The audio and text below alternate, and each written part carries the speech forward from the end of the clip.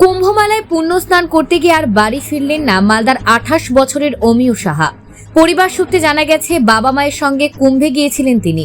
মালদার বৈষ্ণবনগর থানার চরবাবুপুর গ্রামের বাসিন্দা অমিয় সাহা পেশায় ছিলেন প্রাইমারি স্কুলের শিক্ষক। স্নান করতে গিয়ে ধাক্কাধাক্কিতে অসুস্থ হয়ে পড়েন অমিয়। তাকে দ্রুত হাসপাতালে নেওয়া হলে পথে শেষ হয়ে যায় তার জীবন। অমিয় সাহার বাবা তার ছেলের মৃত্যুর জন্য চিকিৎসা ব্যবস্থার অবহেলা নিয়ে অভিযোগ করেছেন।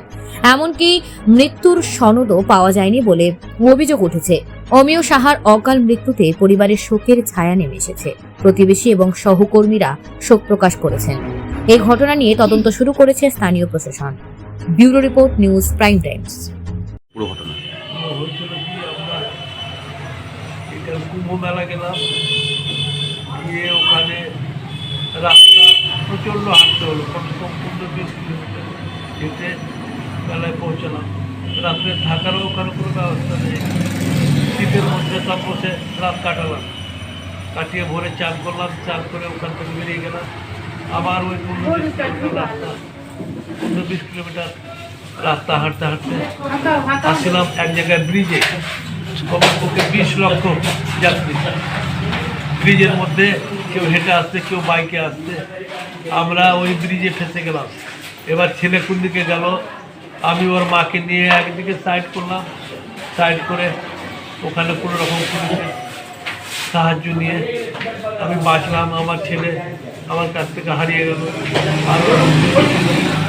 আর ছেলের সঙ্গে আর দেখা নেই। আমি ওখান থেকে আবার এক বাইকওয়ালাকে বললাম, বাইকে করে আমাকে বাস স্ট্যান্ডে পৌঁছে দিল।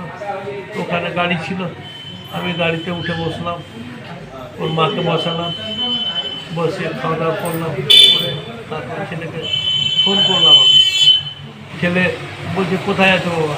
যে আমি গাড়িতে উঠে বসে আছি, তোমরা চলে এসো। কোথায় আছো? বলছে আমি চলে আসছি। ছেলে আনন্দ পেলো, সবাই বলছে যে আনন্দ পেলো ছেলে।